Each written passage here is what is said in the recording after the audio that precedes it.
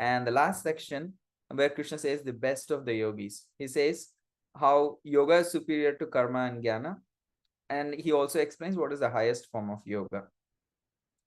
This two verses in itself can take like a whole section or like a whole class. But we'll just try to keep it minimal. Because in the verse 46, Krishna says that how yogi is greater than an ascetic, tapasvi. And why is Krishna emphasizing yoga as in Ashtanga yoga as the best of all processes? We will answer this and also in the next. The yoga in general means connection. So that's what also is Krishna is mentioning. So the answer to this question is Krishna emphasizing yoga as an Ashtanga yoga? Yes, on one level, could be. But on another level, in general, Krishna is saying yoga means connection with God. Without that, a karmi and jnani and tapasvi, they're not going anywhere. Because people may be working, people may be thinking, people may be performing austerities, but if they don't have self-knowledge, if they don't know who they are, who is God and why they are engaging, and if they are not connected, so then they cannot be called as yoga. So then it becomes just karmi, just jnani, that just tapasvi. That's why Krishna is saying become a yogi. So then once you become a yogi, you could become a karma yogi, you could become a jnana yogi, you could become a ashtanga yogi, you could become a bhakti yogi. So karma yogi means your instrument of connection with Krishna is through your work. You work and then you dedicate that results to Krishna. Jnana yoga means you are focused on knowledge. What is permanent, what is temporary, what is illusion. So in that way, you understand what is self. That the soul is the seer of all things in this world, is the experience, is the all consciousness. I'm sorry, experiencer of all experiences. So we have thoughts, we have emotions. We are not our emotions, we are not our thoughts. So this is all Jnana Yoga, analytical knowledge about self-knowledge. And then the person can come to Ashtanga Yoga where he is now focused on meditating on the super soul in the heart. So, and then there is Bhakti Yogi, who's actually surrendered to Krishna and wants to have a personal relationship, because most of these lower levels can be more like Brahman and Paramatma, but Bhakti Yoga is predominantly the Bhagavan aspect. So when Krishna says, okay, out of all these yogis, who's best? He says, among Karmi, Jnani and Tapasvi, yogi is better. And now among yogis, there are so many yogis. So who is better? So Krishna does not give a very direct answer, but it's very obvious also. He says, among all yogis, yoginam api sarvesham, among all yogis, Krishna declares that the highest yogi is one who has deep faith. Yoginam api sarvesham madgatena antaratmana. One who always abides in him, one who has deep faith in him and constantly thinks of him and engages in bhajati, engages in loving service to him. So such a yogi is the most closely connected to Krishna and the most advanced in yoga. So it kind of is like very obvious, because he says like yoginam api sarvesham madgatena antaratmana shraddhavan bhajate yomam. Shraddhavan, he has faith, and with faith he engages in worship, bhajan. He's not just worshipping, but his bhajan is a very intimate thing. Puja is okay. Puja is like, here is God, I'm here, I do this puja because it's my duty, I want something, or it's my duty to actually do this. Bhajan is something very, very intimate. You have love there, you have affection there, you really want to do that, you are having a personal relationship there. It's not just a normal terminology like puja. It's a very intimate thing. So bhajate yo mam is very clear. Mam means me. So Krishna is making it very clear that of all yogis, the one with great faith, one who always abides in him, one who thinks of Krishna, one who actually renders transcendental loving service to Krishna, he is the most intimately united me in yoga. He says, Same yukta tamo mataha. I consider him as the best of the yogis. So he actually prefers to a personal relationship with the practitioner. If they don't want, if they are okay with the Paramatma stage, Brahman stage, he's not saying no. He's offering facility, but he actually prefers to have personal relationship. So sometimes like you have a child The child does not listen to you. You would like the child to do XYZ, but the child wants to see do ABC. You're like, okay, I wish you could do this, but since you're not able to, okay, do that. That's not a problem. So similarly, Krishna would prefer that everybody connects with him personally. But if the souls don't want it, so then he also offers other options like Brahman and Paramatma. And in it becomes very clear that he is actually glorifying Bhakti Yoga indirectly. And we will see why so. And the lesson here that we can learn is how heart over hand and head. When I mean by hand, I refer to Karma Yoga. It's all about action. And head is knowledge, thinking, and meditation, and all of that. Ashtanga and Jnana Yoga as head. But heart is over hand and head. So Krishna says, if you had love, uh, we all can imagine. I had wish I had more time to elaborate these things and we could have more discussion. Like, we all have this experience when we really like some person, it's not very difficult for us to convince our mind to do something. There is no question of why should I do this, it's too much of a trouble, I'm feeling sleepy, the weather is not great, the trains are late. No, once your heart is fixed, once you really, like, say for example, if you're going to meet your friend who has come after a long time, even if the commute is long, you don't mind taking it because there is affection there, you're really looking forward to be with that person.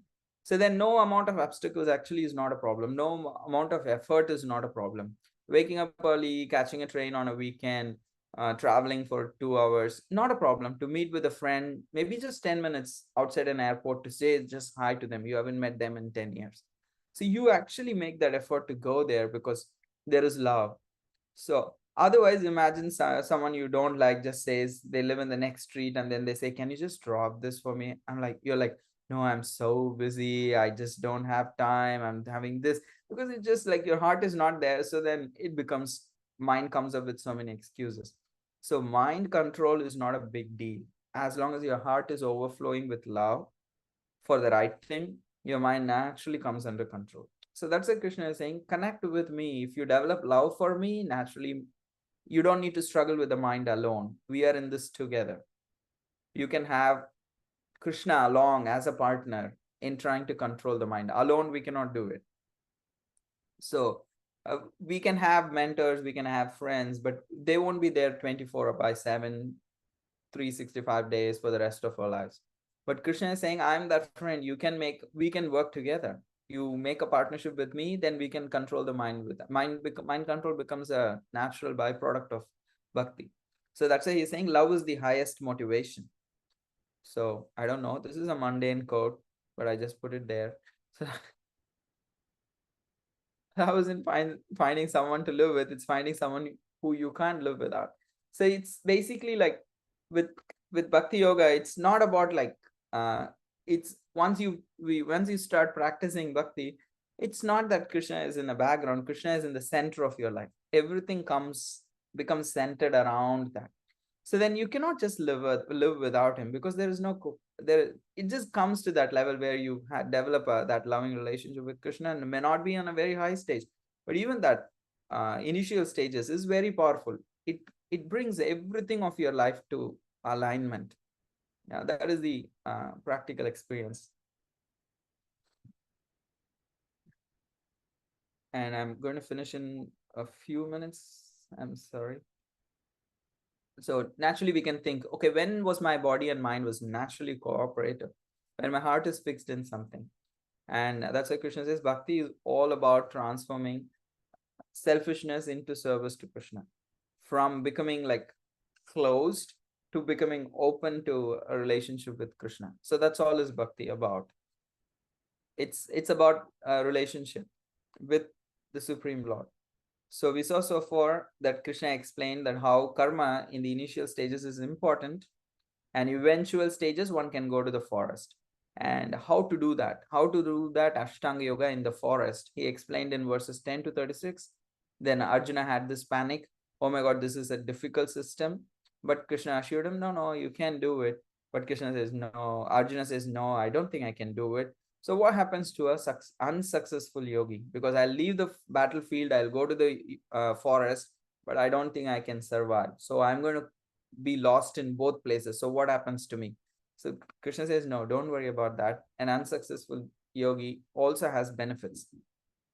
In his next life, he can have heavenly life, or he can have life in a wealthy or a pious family in this world, or he can take birth in a spiritual family. If he has come to a certain level of spiritual consciousness, usually the third option becomes. Even if all of these things don't happen, the person naturally becomes attracted to spiritual life in the next life. And he says, out of that is why he says, don't worry about becoming a karmi or a jnani or a tapasvi, uh, but become a yogi. And also specifically become the best of all yogis by developing a attachment to me. And this naturally leads us to the next section of Bhagavad Gita, which is the central section of Bhagavad Gita, verses 7 to 12, chapter 7 to 12, which are going to speak about Bhakti Yoga. So now Krishna will straight jump into Bhakti Yoga without Arjuna asking any question. He in this particular last verse, he said 6.47, that one who is attached to him is the best yogi. So in the verse chapter 7 verse 1, he will say how to become attached to Krishna. He will start with that. So we all know, when you engage in a conversation, the other person says something, but we have a favorite topic. Even a slight chance comes, we will jump into our favorite topic. So similarly, Krishna, for him, the favorite topic is bhakti. So he has spoken karma, but the moment there is a chance to speak about bhakti, he's going to speak in elaborate now. He has already spoken elaborately about karma yoga. Ideally, he should have spoken about jnana, but he will speak about bhakti. And we will explore why he speaks about bhakti yoga before and all of that in the coming week. And thank you very much for patiently listening to my monologue. I wish it could be more interactive, but I'm also ambitious to complete it this week and share too much. So I think I could have toned down. Still, thank you very much. And I'm very grateful for your Saturday morning. If you have time, we can have some questions. If anybody wants to go, you can. If somebody wants to stay back and ask questions or share your thoughts, reflections, please. Thank you, Amrita.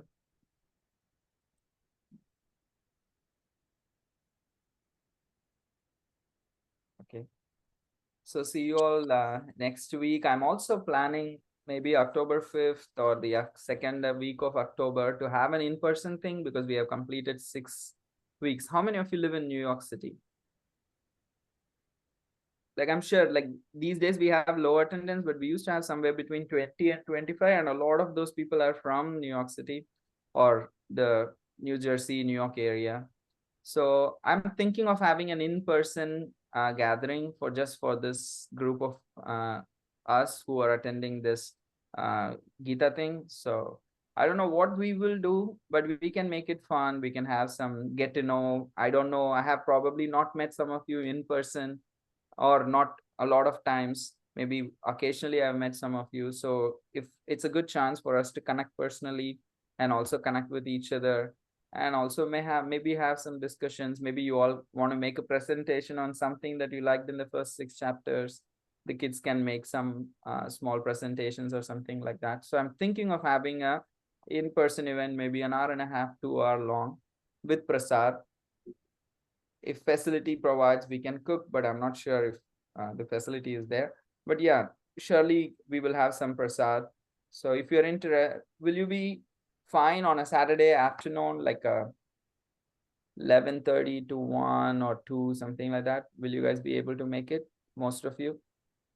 Yeah, swear it. I don't know, Prabhuji. Maybe. I don't Yeah, know. okay. Yeah, Paridi feels yes, she can. Yes, so it's mostly on a Saturday. Let's see, the timing could be somewhere between 11 and 1. So that's my idea. So I'll post more details once I reserve a space at the Bhakti Center, and we could do it. So maybe the first or second week of October. Okay. See you guys. Thank you. Hare Krishna. Hare Krishna, Prabhu. Hare Krishna. Hare Krishna Prabhuji. Thank you. Thank you, Prabhuji. Chinmay. Hare Krishna Prabhuji. Hare Thank Krishna, you. Prabhuji. Grace, thank you. Hare Krishna Prabhuji. Hare Krishna, my dear. Hare Krishna, Mataji. See you very Haribol. Hare Bye. Krishna. Thank you, Prabhuji. Hare Krishna, Mataji. Hare Krishna. Will you be here today? Yogeshwari माता जी आप आने वाले हैं? नहीं प्रभुजी, मेरा सामान shift करना है, हम लोग घर मूव कर रहे हैं ना, ओके तो उसी में लगे हुए हैं. Okay so then yeah maybe I'll see you at the temple then. हाँ, thank you Prabhuji. Hare Krishna. See you. आप वहीं हैं अभी आज? Yeah, I'm speaking from Prabhu's place. Hari बोल. Okay Prabhuji. See you, Chinmay. Hare Krishna. How are you?